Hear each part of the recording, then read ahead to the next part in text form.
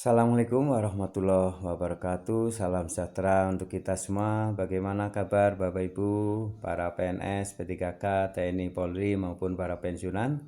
Semoga dalam keadaan sehat walafiat, tetap semangat di dalam menjalankan aktivitasnya dan semoga Bapak Ibu selalu sukses. Salam jumpa kembali dengan saya dari channel Praitno Berbagi yang akan membagikan informasi-informasi seputaran kesejahteraan para PNS, P3K, TNI, Polri maupun pensiunan.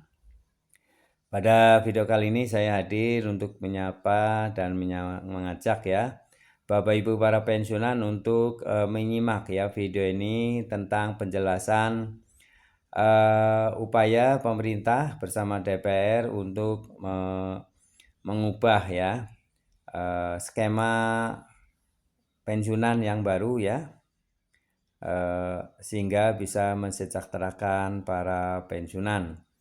Untuk itu Bapak Ibu silakan menyimak video ini hingga selesai. Namun sebelumnya silakan untuk memberikan subscribe, like, isi komentarnya terlebih dahulu. Mari kita simak informasi selengkapnya. Baliknya, jika fully funded, pembiayaan pensiun dari pengelolaan, beban pemberi kerja akan menjadi ringan apabila akumulasi iuran diinvestasikan dengan baik. Tapi resikonya bisa ada risiko di sana, yaitu ketika investasi tidak memberikan keuntungan yang signifikan untuk menjadi manfaat bagi PNS atau pensiunan PNS. Nah, kemudian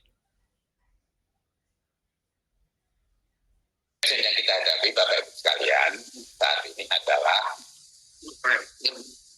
usia harapan hidup masyarakat Indonesia itu semakin meningkat, termasuk pensiunan PNS. Maka jumlah penerima pensiun itu setiap tahun meningkat. Saat ini lebih dari 2,3 juta pensiunan. Gaji pensiunan tiap bulan itu dibebankan kepada atau dibayarkan oleh APBN, bukan beban ya, dibayarkan oleh APBN. Kalau beban itu seperti negatif, mohon maaf, tulisannya salah. Dibayarkan oleh APBN dengan pendekatan yaitu beban pensiun atau meningkat setiap tahun. Dengan jumlah pensiunan yang meningkat, maka anggaran APBN yang harus digunakan untuk membayar pensiunan juga meningkat. Kemudian manfaat pensiun lebih kecil dibanding penghasilan terakhir, maksimal 75% dari gaji pokok.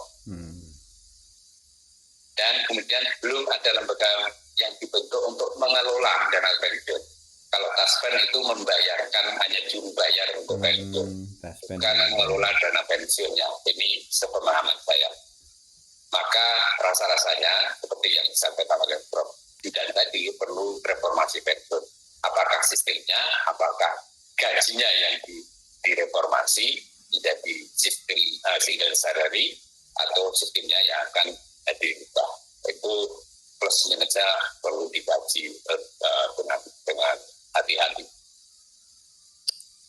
Nah, kendala penerapan pensiun ASN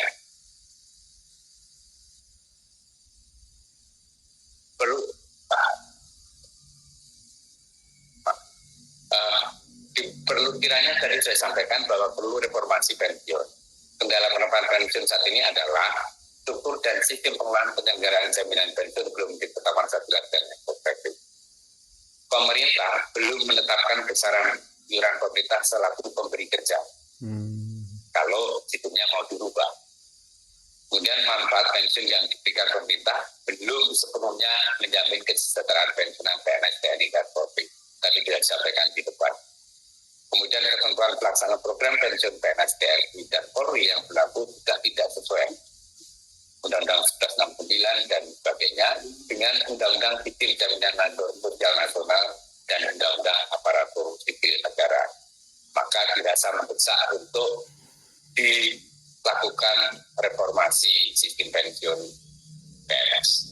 Kemudian reformasi pensiun ditujukan untuk meningkatkan kesejahteraan ASN terutama pada saat memasuki batas usia pensiun atau memasuki masa pensiun. Sesuai dengan mandat Undang-Undang ASN yang akan ditetapkan dengan RPP, jaminan pensiun dan jaminan hari tua.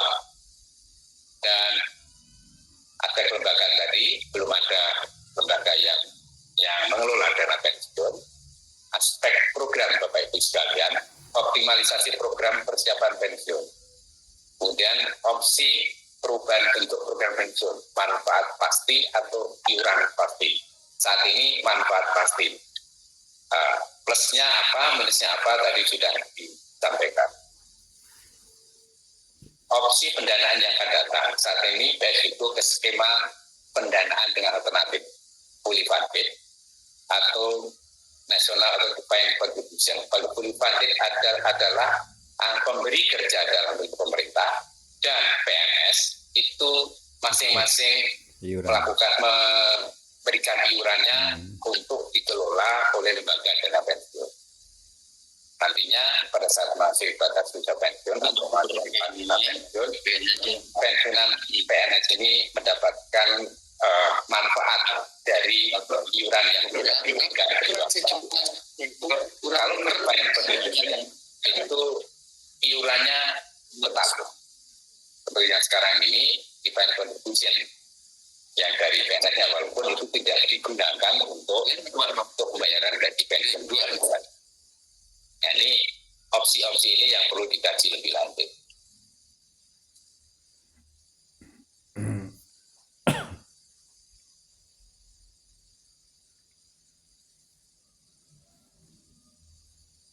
Nah, sistem pensiun manfaat pasti defined benefit seperti yang sekarang berjalan, misalnya manfaat pensiun sudah ditentukan di awal, ada persentase tadi.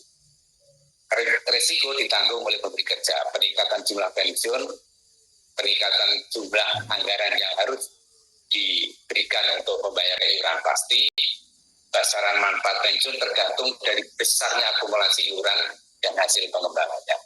Nah, ini risikonya ditanggung oleh peserta. Peserta akan mendapatkan manfaat sesuai dengan hasil pengembangan yang dilakukan oleh lembaga pengelola dana pensiun. Kalau sistem pembiayaan PSU ini pemberi kerja tidak perlu menyiapkan infrastruktur pengelolaan dana. Tidak ada iuran pemerintah karena pemerintah membayar sepenuhnya berapapun besaran dana pensiun yang diperlukan tiap bulan. Pemberi kerja akan menanggung beban pensiun yang semakin besar. Sebaliknya, jika fully funded, pembiayaan pensiun dari pengelolaan, beban pemberi kerja akan menjadi ringan apabila akumulasi iuran diinvestasikan dengan baik. Tapi resikonya bisa ada risiko di sana, yaitu ketika investasi tidak memberikan keuntungan yang signifikan untuk menjadi manfaat bagi PNS atau pensiunan PNS. Nah, kemudian juga pemberi kerja harus menyiapkan infrastruktur pengelolaan dana yang baik dan profesional. Nah, saat ini sepertinya belum ada itu. Nah, bagaimana Bapak Ibu sekalian? Ini sebetulnya nanti lebih banyak Pak Agung Mulyana yang bisa menyampaikan bagaimana kita mempersiapkan diri kita untuk masa pensiun. Ini hanya saya baca-baca saja dari berbagai literatur dan mungkin juga berbagai pengalaman dari banyak senior-senior kami, senior saya, baik di BKN maupun di instansi lain. Dari sisi keuangan, jauh-jauh hari kita perlu menyiapkan keuangan kita untuk wajib pensiun.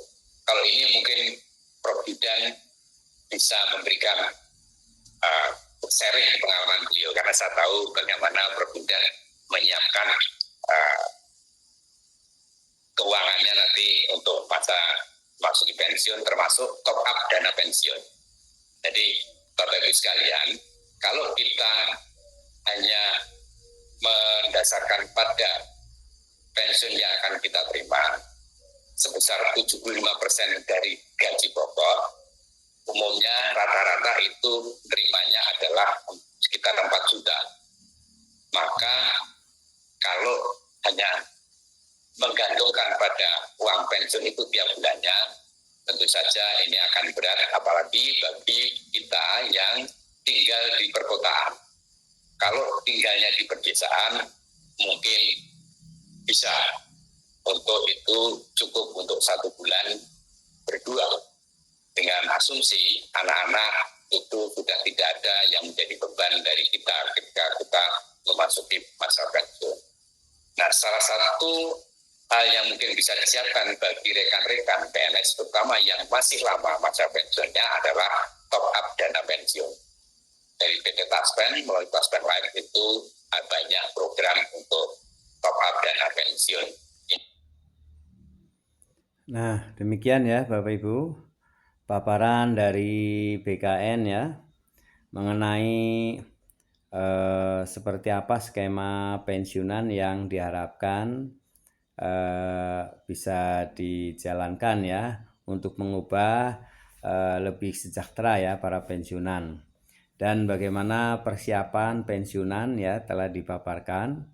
Jadi ini sangat bermanfaat sekali untuk para pensiunan maupun para calon pensiun yang masih aktif ya, PNS yang masih aktif. Semoga ini bermanfaat ya, dan ikuti terus channel Praitno Berbagi yang akan membagi informasi-informasi yang sangat bermanfaat.